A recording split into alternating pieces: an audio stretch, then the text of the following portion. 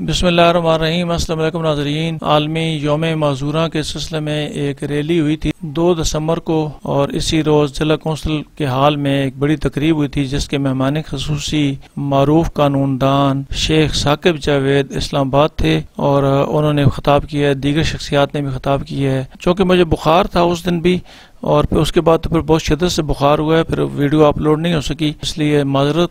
और ये वीडियो आपको दिखाता हूँ। जिन अफराद ने खिताबात किए हैं उनके मेन हिस्से आपको दिखाऊंगा।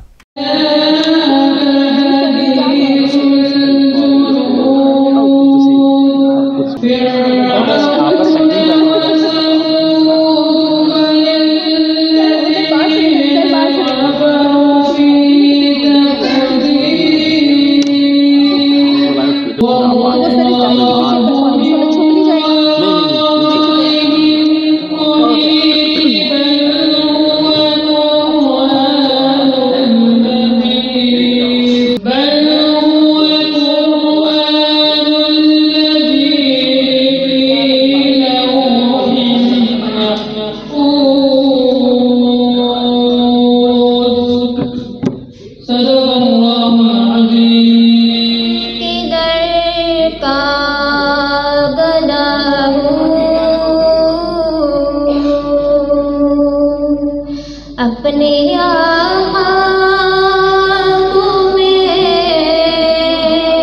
नजर क्या दूं, अब तो आँखों में भी कुछ नहीं है, वरना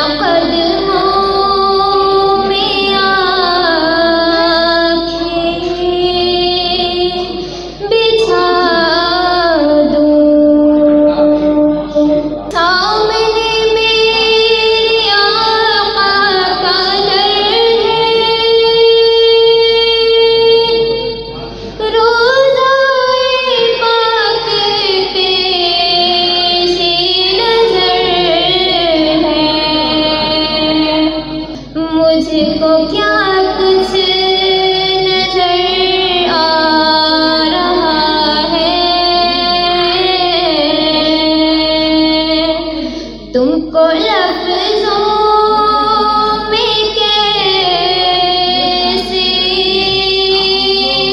बता दूं कि जैसे इन खास लोगों की रोजगार की और दूसरी जिम्मेदारियां पूरा करना हुकूमत की जिम्मेदारी है, लेकिन बहैसियत इंसान हम लोग भी इस चीज़ में बराबर के हिस्सेदार हैं, जिम्मेदार हैं, जो इनके हकूक़ की पासदारी का ख्याल रखें।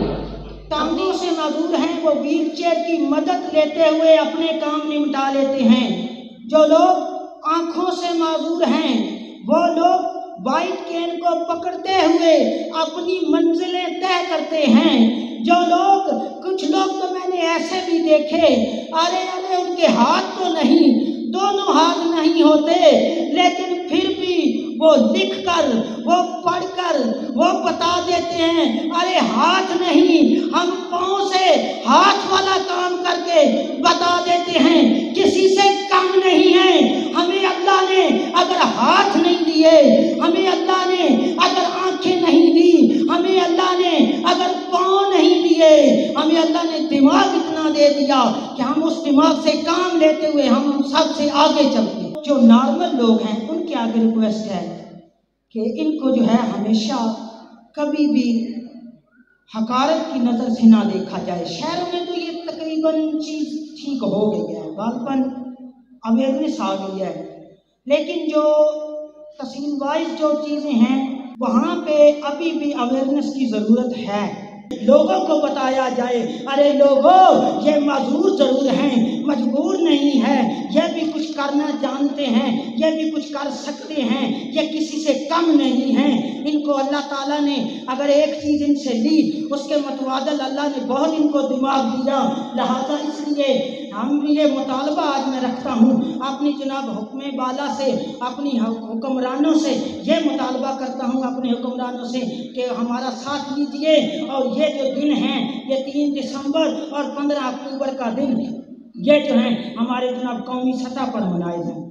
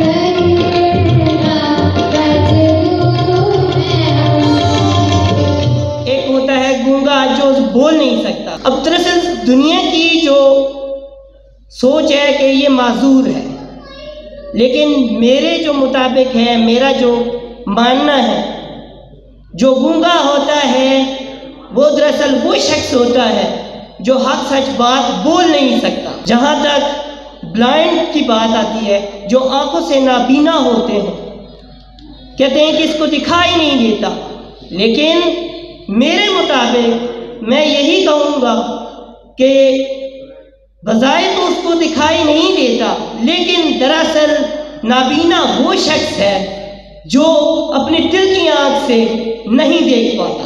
वो माजूर ज़रूर है जो नेकी की तरफ कदम नहीं उठा सकता। गवर्नमेंट से अपील करना चाहता हूँ इस कुरान के तवस्सुल से कि जो ब्लाइंड सीट्स हैं, ब्रेल सीट्स हैं ब्लाइंड लोगों के लिए अनाउंस की गई हैं, मेरे ख्याल में वहाँ कोई कोटा नहीं बनता। जो ब्रेल सीखते हैं ब्लाइंड लोग, ये बेसिक है ब्लाइंड लोगों की, या ब्रेल को ख़त्म कर दिया जाए या तो ब्रेल टीचर के लिए नॉर्मल लोगों को बीच में शामिल ना किया जाए, क्योंकि ब्लाइंड लोग बेसिक पढ़ के आते हैं ब्रेल में, 9-10 में भी ब्रेल पढ़ते हैं, इसके अलावा यूनिवर्सिटीज़ में रिकॉर्डिंग सुन के पढ़ते हैं। जब बारी आती है जॉब की, स्पेशल एजुकेशन में ब्रेल टीचर अनाउंस किया जाता है, उसमें भी 3% कोटा ब्लाइंड या डिसेबल लोगों के लिए रखा जाता है। बड़े दुख की बात है।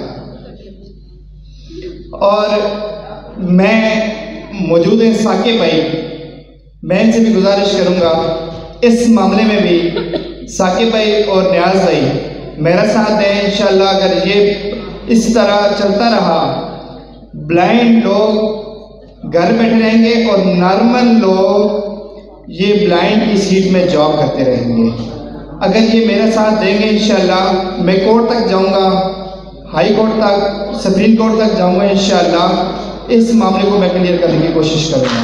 स्पेशल लोगों को नॉर्मल या आम लोगों से अलग न रखा जाए, बल्कि इनको भी आम लोगों के साथ ही बराबर के हकूक़ दिए जाएं। असल मैसेज और मकसद इस दिन को मनाने का ये होता है। हमारे स्पेशल बच्चों में वो एटिकेट्स, वो सोशल स्किल्स जो है वो लैक कर जाती हैं। तो इसलिए 3 दिसंबर का बेसिक मकसद ये होता है कि आप बच्चों को सोशलाइज करें, उनको स्पोर्ट्स एक्टिविटीज़ में जैसे आम लोग या आम बच्चे खेलते हैं, वैसे ही स्पेशल बच्चे भी उस तरह ही स्पोर्ट्स एक्टिविटीज़ में हिस्सा लें। इसी तरह एजुकेशन का मैदान है।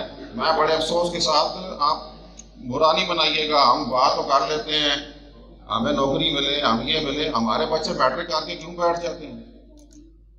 मुझे इस सवाल का भी जवाब दीजिए ना। मैं ब्लाइंड को PhD के लेवल पर देखता हूँ कि वो PhD कर सकते हैं। हमारा बच्चा ब्लाइंड मैट्रिक करके डेली वेजेस की नौकरी के लिए क्यों बैठ जाता है? फिर जब वो अपने राइट्स की बात करता है तो अपनी रिस्पॉन्सिबिलिटीज को क्यों नहीं देखता? सवाल बुरा नहीं बनाइएगा। जब आप इंक्लूजन की बात करते हैं, एक नॉर्मल बच्चा MA किया हुआ है, आपका बच्चा मैट्रिक करके छोड़ के बैठ गया और डेली वेजेस की नौकरी पर खुश है, क्यों खुश है? एक है ना कि जो पढ़ नहीं सकता, चलो उसके लिए डेली वेजेस मिल जाए, मैं कहता हूं वेरी गुड। लेकिन जो बच्चा पढ़ सकता है उसको भी जंग लग चुका है, वो सिर्फ मैट्रिक करके डेली वेजेस के चक्कर में आगे पढ़ना ही छोड़ देता है। ऐसे कई बच्चे मैं देख चुका हूं, ख्वार हो चुके। जो बच्चा नहीं पढ़ सकता उसको डेली वेजेस पे रखो, उसको स्टेपेंड दो, मैं उसके हक में हूं। लेकिन जो बच्चा पढ़ सकता है उसको स्टेपेंड देकर, स्कॉलरशिप देकर उसको PhD लेवल तक बनाओ। अगर साकिब जावेद एडवोकेट बन सकता है तो बाकी बच्चे नहीं बन सकते। पिछले दिनों लाहौर जब ट्रेनिंग पे था, आप यकीन माने हमें उन्होंने राइजिंग सन का विजिट कराया, और मेरी ख्वाहिश है कि मैं राइजिंग सन वालों को यहां अटक भी बुलाऊं। राइजिंग सन का आप विजिट कीजिए, ऐसे ऐसे बच्चों को हुनर सिखा रहे हैं वोकेशनल ट्रेनिंग देकर। वो वहां खड्डी पर चीजें बनाते हैं, पर्स बनाते हैं, कालीन बनाते हैं, कपड़े बनाते हैं, पढ़ भी रहे हैं राइजिंग सन में, और बेहतरीन किस्म का काम, और उधर ही उनकी अर्निंग भी हो रही है। उधर ही शेल्टर वर्कशॉप उनको दी हुई है, वही सामान उनका जाता है, बनता है, वही बाहर फैक्ट्रियों में, कारखानों में, मिलों में बिकता है और उनकी अर्निंग होती है। तो ये काम अटक में भी हो सकता है। ये वोकेशनल सेंटर, मैंने उनसे कहा था, राइजिंग सन वालों से मेरी ख्वाहिश है कि आप अटक भी आएँ, यहाँ के बच्चों को भी ट्रेंड करें वोकेशनल ट्रेनिंग में। उन्होंने कहा था कि उन्होंने दारे अरकम के साथ ये ट्रेनिंग की हुई है। अतः कि दारे अरकम नॉर्मल बच्चों का स्कूल है, नॉर्मल बच्चों का इदारा है। अटक के दारे अरकम के साथ उन्होंने ट्रेनिंग की हुई है। तो हमारे स्पेशल एजुकेशन को भी चाहिए ना, ऐसे लोगों को बुलाएं, ऐसे ट्रेनर्स को, ऐसे लोगों को बुलाएं जो आके वो स्किल सिखाएं। और बाकी एक माजरत के साथ ये जो वैकेंसी आई हुई है, मैं इस पर इख्तलाफ करता हूँ आपसे, बुरा नहीं मनाइएगा। ये जो सीटें आई हुई हैं ये अव्वल तो बरेल की नहीं है, ये है जूनियर स्पेशल एजुकेशन टीचर की। और इसमें कोटा का मतलब ये है कि कोटा मिलेगा बाकी डिसेबिलिटी को, ब्लाइंड को नहीं। ब्लाइंड अगर इसमें 50 में से 40 ही भर्ती होते हैं ना तो PPSC उनको भर्ती करेगा। कोटा बाकी डिसेबल्स के लिए है, ब्लाइंड की सीटों पर कोटा बाकी जो 3 डिसेबिलिटीज हैं, बल्कि 2 आप कह लें, उनके लिए है। ब्लाइंड के लिए जूनियर स्पेशल एजुकेशन सीटों पर कोटा नहीं है ब्लाइंड के लिए। मैं जूनियर स्पेशल एजुकेशन टीचर हूँ, मैं इन्हीं सीटों पर ओपन मेरिट पर भर्ती। तो ये नहीं होता कि ब्लाइंड सिर्फ कोटे पर ही है। कोटे पर क्यों आए? उसके पास एजुकेशन नहीं, उसके पास स्किल्स नहीं, उसके पास नॉलेज नहीं, उसके पास अकल नहीं, कि वो कम्पीट करके दिखाए। वो साइमा सलीम, अरशद अब्बासी, सिर्फ उनकी मिसालें ही देते रहेंगे, या अरशद अब्बासी और साइमा सलीम बन के भी दिखाओगे? सिर्फ मिसालें नहीं देनी। आज 3 दिसंबर है, सारे ऐड करो ना, आज से जाके पढ़ाई रुकी हुई है, शुरू करेंगे, और साइमा सलीम के मुकाबले में उससे भी ऊपर टॉप करके दिखाएंगे। करके बताओ। मैं आप लोगों से इख्तिलाफ करता हूँ, अब बेशक मेरे बात मुझे बेशक बुरा भला कह लेना, लेकिन डेली वेजेस नहीं, खैरात की नौकरी नहीं चाहिए। खैरात की नौकरी नहीं चाहिए कि रोडों पर आके खैरात पे नौकरी ले लें। अपने दम पर, अपनी सलाहियतों पर, अपनी मेहनत के साथ टॉप करके दिखाओ कि नॉर्मल भी पीछे रह जाए और आपके पास आगे कहे, सर मुझे ये सवाल समझा दे, सर मुझे ये समझ नहीं आ रही, सर मेरा ये मसला है, आप हल कर दें। मैडम आप ब्लाइंड है तो क्या हुआ, आपको फिर भी समझ आती है, आप हमें नहीं समझ आ रही, हमें समझा दें। अपनी सलाहियतें, अपनी टैलेंट, अपना नॉलेज किधर है हमारा, वो जंग लग चुका है अटक के बच्चों को। मैं अब इस देख देख कर अफसोस करता हूँ, मैं देख देख कर अफसोस करता हूँ, इसलिए आज इजहार कर रहा हूँ। अगर आपको बुरा लगे तो मैं बड़ा माजरत खा हूँ, टिकटें वेजेस के चक्कर में खराब ना करो। हाँ, जो बच्चा नहीं पढ़ सकता, जिसकी कोई मजबूरी है, जरूर डेली वेजेस पे लगाओ, इनकार नहीं, लेकिन तालीम बड़ी जरूरी। तालीम के बगैर कुछ नहीं, तालीम के बगैर कुछ नहीं भाई। आम बच्चे के लिए कुछ नहीं तो हमारे लिए क्या है? आम बच्चे ख्वार हो रहे हैं, रुल रहे हैं, नॉर्मल लोग, वैकेंसियां कोई नहीं, माशी सूरत हाल तबाह है पाकिस्तान की, पाकिस्तान ही क्या पूरी दुनिया की, रुल रहे हैं। हमारे बच्चों को तालीम पे भी लगाओ कुछ। स्पेशल बच्चा कोई भी है उसको। और मेरी एक सजेशन यही है, जैसे मैंने राइजिंग सन की मिसाल दी, वहाँ आप चले हमजा फाउंडेशन देखें, डेफ बच्चों के लिए क्या कमाल का, वो बच्चे कंप्यूटर पे कपड़ों का डिज़ाइन बनाते हैं, टेक्सटाइल में उनके वो डिज़ाइन जाते हैं, कई मिलों के साथ उनका कॉन्ट्रैक्ट है, वही डिज़ाइन किए हुए कपड़े वो बड़े बड़े मिलें उनकी खरीदती हैं। चादरें उन्होंने डिज़ाइन की हुई है, बेडशीट्स जो हैं पार्सल बनाते हैं डेफ बच्चे। हमजा फाउंडेशन का विजिट किया हम, बड़ा कमाल का काम कर रहे हैं वहाँ पर। वो सारे काम इधर अटक में भी हो सकते हैं। आओ कोई एक बंदा हो तो आगे बढ़े ना, कि कोई वोकेशनल सेंटर भी इन बच्चों के लिए हो जाए। हमारे बच्चों के लिए कोई वोकेशनल सेंटर डिस्ट्रिक्ट अटक में नहीं है, पूरे पिंडी डिवीजन में नहीं है। वो जो है वो गवर्नमेंट फंडिंग जो चल रही है, गवर्नमेंट के इदारे वो उस तरह नहीं काम कर रहे। कोई ऐसा एनजीओ, कोई ऐसा प्राइवेट बंदा, कोई मुखैर हजरात जिसको आप जानते हो ये काम शुरू करे डिस्ट्रिक्ट अटक। हमारे ब्लाइंड बच्चों के पास ब्रेल बुक्स नहीं है। मैं डीसी को भी एक दफा खुली कचहरी में कह चुका था कि बराए मेहरबानी इतना महंगा नहीं है एम्बोजर, डिस्ट्रिक्ट अटक को एम्बोजर प्रोवाइड कर दो, अपना प्रिंट किताबों का खुद निकाल सके। 15 लाख का बस 12 लाख का खर्चा ही है ना, कर दे एक दफा। कोई ऐसा मुखैर हजरात जिसको आप जानते हो वो करे ऐसा काम कि इन बच्चों की किताबें पूरी हो जाएं, इन बच्चों के पास इल्म की रोशनी आ जाए।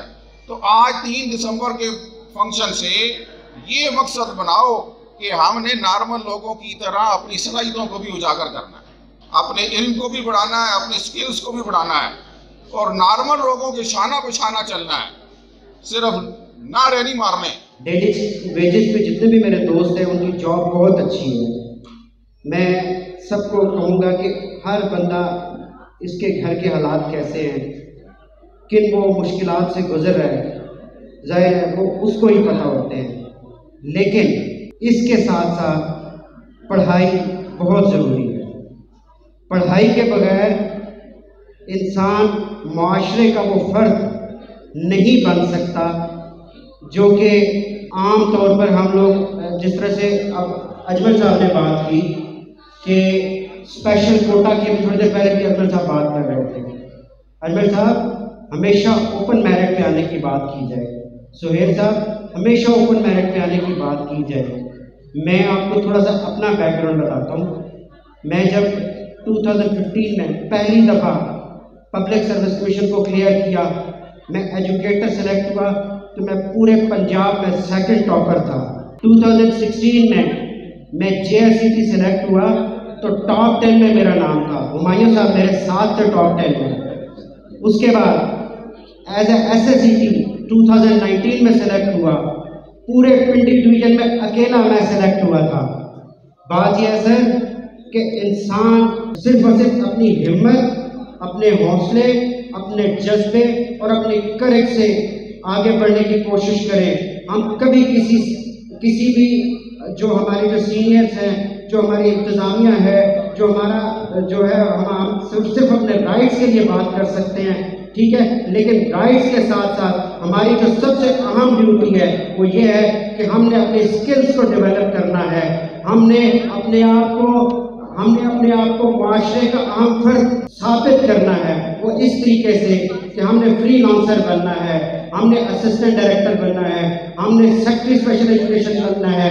उसके लिए हमें सबसे पहले PMS, CSS, PPSC और FPSC के एग्जाम्स पास करने होंगे। हमने एक अच्छा बिजनेसमैन बनना है। साथ ही साथ एक रिक्वेस्ट करूँगा आपसे कि मैं तो चाहूँगा कि हमारे पास बहुत से ऐसे बच्चे हैं जिनकी स्किल्स के ऊपर काम करने की शदीद ज़रूरत है।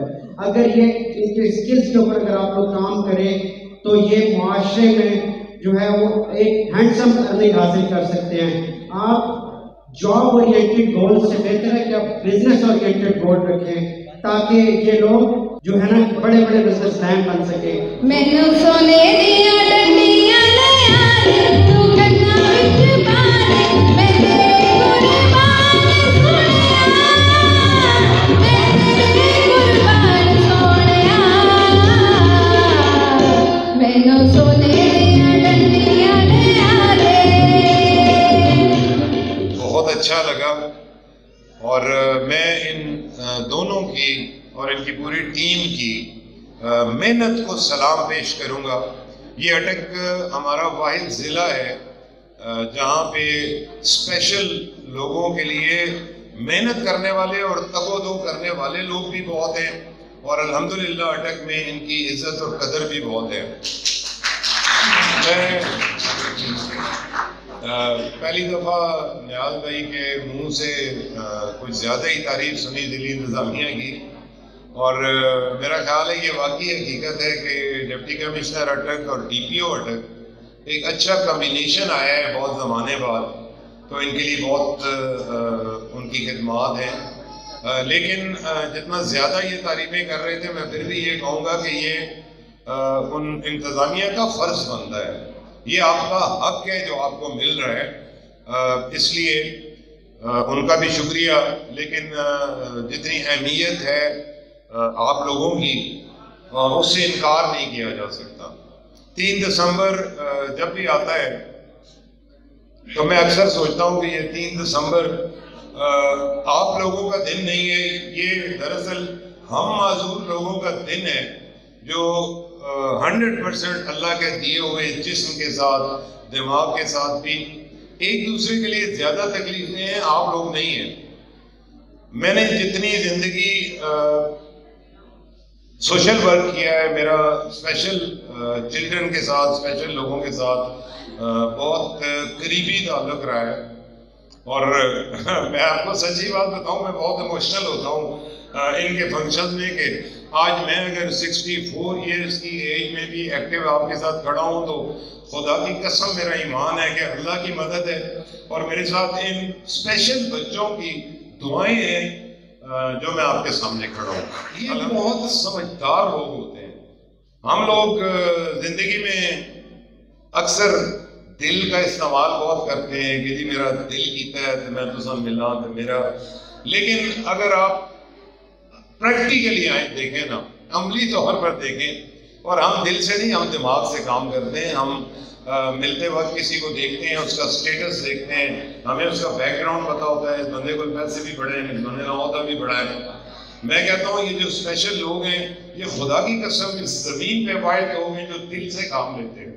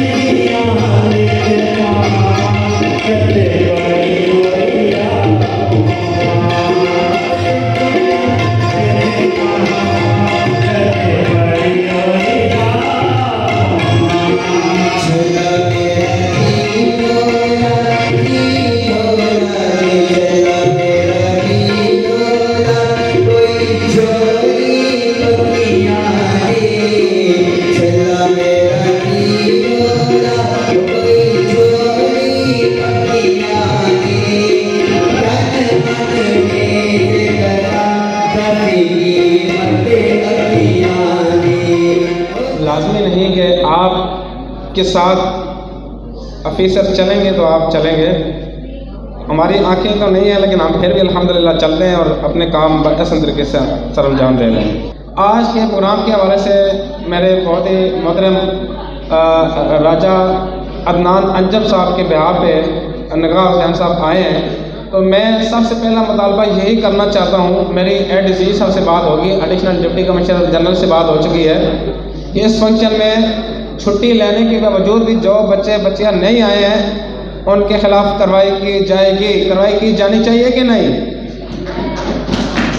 हम छुट्टियां लेके देते हैं, आप लोग अपने याशी में गुजारते हैं, लेकिन मुझे दुख हुआ है कि 30 लोग मुख्तलिफ इदारों में काम करने वाले, उनकी छुट्टी भी हमने करवाई है, वो इस प्रोग्राम में नहीं आए, तो मैं इंशाल्लाह उनके खिलाफ कार्रवाई करवाऊँगा ज़रूर। उसके बाद अटक इंतज़ामिया के हवाले से बताता चलूँ कि 2015 से लेकर 2016-17 तक हमारे काम बड़े ऐसे तरीके से होते थे।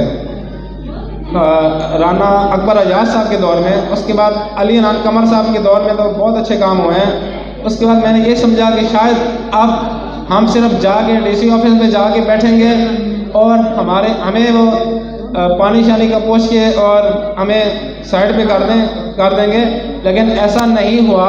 राव आतिफ जैसे ऑफिसर और राजा अदनान अंजम जैसे ऑफिसर जब से अटक में आए हैं, अगर मैं 202 नंबर दूँ राजा अदनान अंजम साहब को गलत नहीं होगा, उन्होंने कभी भी मेरा कोई काम टाला नहीं है। तो जितने भी मेरे मुतालबात हैं तो वो ADG साहब से कह के मीटिंग करवाई जाए ताकि इस दिन के हवाले से हम फ़ायदा उठा सकें। उसके बाद यूनिटी स्टोर पर जब हम जाते हैं तो हमें इग्नोर किया जाता है। बैंक्स में हम जाते हैं, नेशनल बैंक में हम जाए, जिधर भी जाए हमें लाइनों में खड़ा नहीं होना पड़ता, लेकिन आपकी जो ATM मशीनें लगी हुई हैं जहाँ पे हमें लाइनों पे खड़ा होना पड़ता है, तो निकास साहब से गुजारिश है कि आप साहब से बात करें, यहाँ पे भी बाहर बैनर लगना चाहिए कि स्पेशल पर्सन को अव्वलीन तरजीह दी जाए। हिम्मत पैदा करें, आपके अंदर किसी चीज़ की कमी नहीं है। एक इंसान आंखें बंद करके वर्ल्ड कप की जीत सकता है, एक इंसान अपना वो काम कर सकता है जो नॉर्मल भी नहीं कर सकते, तो फिर आपके अंदर किस चीज़ की कमी है? हमने ये नहीं सोचना कि हमारे दरमियान कोई बड़ा ऑफिसर आएगा, हमें प्रोटोकॉल मिलेगा तो हमारे प्रोग्राम कामयाब होंगे।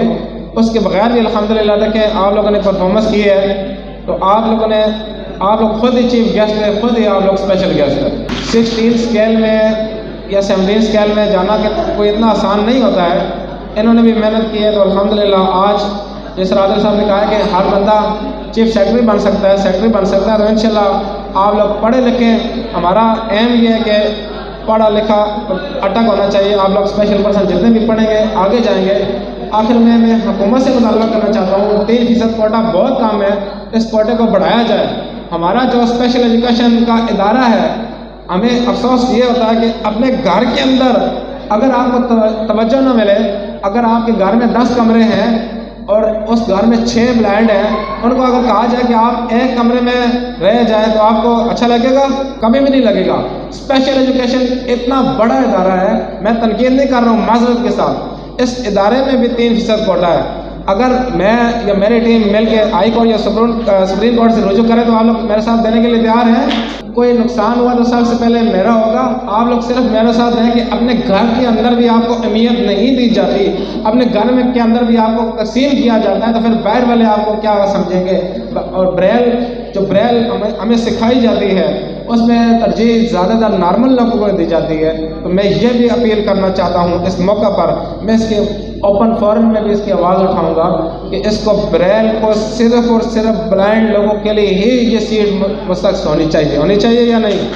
रहमान रहीम, हमारे इस ज़िला में, इस शहर में आपको मैं बताऊं कि टैलेंट की कमी नहीं है। जैसे कि माशाल्लाह ये बच्ची जिसने नात पढ़ी मरियम, ये जंड से हैं, और जंड के मुतालिक लोग अमूमन ये ख्याल रखते हैं कि जंड अभी उस तरह से डेवलप नहीं हुआ, लेकिन इन दोनों बहनों ने जिस तरह से परफॉर्म किया, नात पहले मरियम ने पढ़ी, फिर इन्होंने मिलकर एक नगमा भी पेश किया, वो काबिल सताइश है।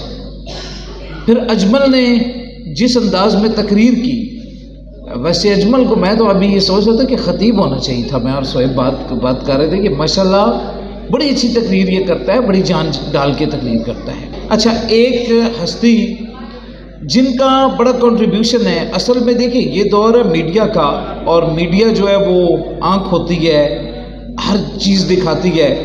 असल में यहाँ जो लोग अटक में बैठे हुए हैं उनको इसका एहसास नहीं है। जो लोग अटक से दूर हैं उनको पता है कि ये हर खबर हम तक पहुँच रही होती है कि कौन किसको मिल रहा है, क्या हो रहा है, कौन शख्स जो है वो मीटिंग कर रहा है, इस वक्त कौन सा MNA बात कर रहा है, सियासत में क्या हो रहा है। उसमें जनाब शबीर साहब का बहुत बड़ा नाम है अटक टुडे न्यूज़ से, और इनके ज़रिए मतलब वो खबरबाजों का तो हमारे यहाँ पे जो कज़न रिश्तेदार होते हैं उनको नहीं पता होती, हमें पता होती है।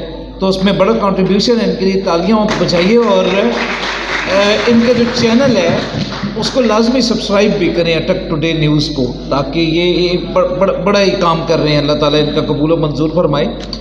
अच्छा जनाब, मैं टैलेंट पे बात कर रहा था। देखिए बातें जो हुमायूं साहब ने की, और वो कई दफ़ा ये बात भी उन्होंने उसको कहा कि इसमें माइंड न करें। इसमें माइंड करने की कोई क्योंकि बात नहीं है। हकीकत बात यही है कि सिर्फ मिसाल दे देने से, नारा लगाने से, ताली बजाने से आपको मंजिल नहीं मिलती जब तक आप में कोशिश नहीं होती। हर वक्त शिकवा करना, गिला करना, इंतज़ामिया से गिला करना, हुकूमत से गिला करना, ये चीज़ जो है ये भी मुनासिब नहीं होती। कोशिश होनी चाहिए, कुछ अपने ज़ोरे बाजू पे इंसान जो है वो कोशिश करे। बाकी ये है कि जो डेली वेजेस की जॉब्स लगी हैं हमारी, मैं ये समझता हूँ कि उसमें बहुत बड़ा कंट्रीब्यूशन है जनाब हाफिज़ मोहम्मद नियाज़ का और सोहेल का। अब यहाँ पे कुछ ऐसे लोग बैठे हुए हैं, मैं नाम नहीं लेना चाहूँगा, लेकिन क्योंकि हम जानते हैं जिनकी उम्र गुजर गई थी, वो तालीम शालीम वाला काम अब उनका नहीं रहा था, तो डेली वेजेस की जॉब्स के देखिए हर चीज़ के पॉजिटिव्स भी होते हैं और नेगेटिव्स भी होते हैं। और उसका एक पॉजिटिव ये है कि उसमें बहुत से लोग ऐसे हैं जिनके घर के चूल्हे जलने शुरू हुए, जो किसी चौक में बैठकर भीख मांगा करते थे। तो रावलपिंडी में भी एक बड़ी अचीवमेंट माशाल्लाह हुई, और अटक में भी हुई, और जेलम में भी हुई, इस तरीके से कि वो लोग जिनकी एज गुजर चुकी थी, और वो मैंने वही जिस तरह की अर्ज़ किया कि कोई किस तरह से कर रहा था, कोई किस तरह कर रहा था, वो माशाल्लाह आज एक बाइज़्ज़त अपना रोज़गार कमा रहे हैं। तो हर चीज़ के पॉजिटिव्स हो। हाँ, इधर मैं ख़ास तौर पर बच्चों से, जो यंगस्टर्स हैं, उनसे मुखातिब होना चाहूँगा कि वो मैं हुमायूं साहब के 100% साथ हूँ कि जिन्होंने अपना गोल सिर्फ ये बना लिया कि जनाब आप मैट्रिक करें और फिर हमें नौकरी मिल जाए। यार ये नहीं करें प्लीज़, ये आपको आने वाले वक्त में इसका नुकसान होगा। तालीम हासिल करें अच्छी, और उसके बाद कोशिश करें कि आपको फिर अपने मास्टर्स या वो करने के बाद जॉब मिलेगी। हकूक़ की बातें पहले ही बहुत ज़्यादा हो चुकी हैं, और हकूक़ जो है वो किसी एक दिन की बात नहीं होती। वो जैसा कि ये कंपेयर साहिबा ने भी कहा, स्टेट सेक्रेटरी ने, कि ये एक अहद तजदीद होता है। आप उस दिन को एक तजदीद के तौर पे करते हैं कि आप अपनी चीज़ों को रिवाइज़ करेंगे, जो नहीं हो सका उसको अचीव करेंगे। तो जनाब मेरी तरफ से पहले तो ये जनाब मोहम्मद नियाज़ और मोहम्मद सोहेल साहब के लिए कुछ छोटा सा 20,000 का कैश है, जो कि ये इतना इनका जो वीएन वेलफेयर है उसमें कुछ कंप्यूटर्स का ये करना चाह रहे हैं, तो वो कैश ये वसूल कर रहे हैं मुझसे आके। और साथ ही में मरियम बच्ची जिसने नात पड़ी थी उसके लिए 1,000 रुपया है, वो भी आ जाए, बेशक स्टेज पे आ जाए या बाद में मुझसे ले ले। और आखिरी बात जो नियाज़ साहब ने पिकनिक की है, तो जनाब पिकनिक आपकी, अब मेरा ये आपसे स्टेज पे खड़े हुए बात है कि इस दिसंबर के महीने में तारीख आप मुझे दे दें, और पिकनिक का फुल अरेंजमेंट मेरा आपको होगा।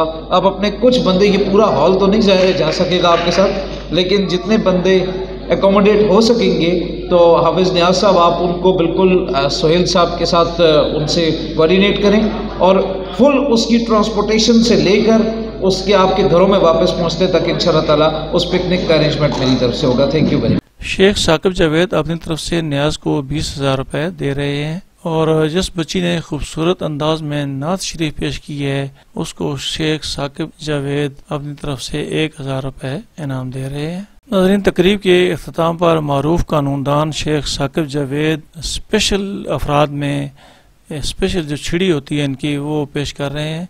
मुख्तलिफ अफराद को उन्होंने ये स्टिक पेश की है, ये आपको मैंने तकरीब दिखाई है, और आज मेरी तबीयत कदरी बेहतर थी तो मैंने कहा इसको अवलीन तरजीह में अपलोड करता हूँ। इसी के साथ मुझे अटक टुडे न्यूज़ से इजाज़त दीजिए। अल्लाह ताला हम सब का हामी नासर हो। अल्लाह हाफ़िज़ जी।